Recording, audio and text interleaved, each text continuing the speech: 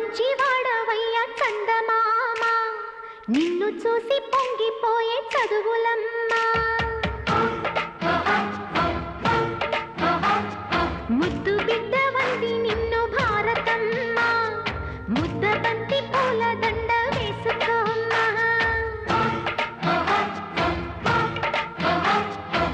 విద్యార్థుల కళ్ళలోనే భారతి ఉందమ్మా మీకు బాధ కలుగుతూ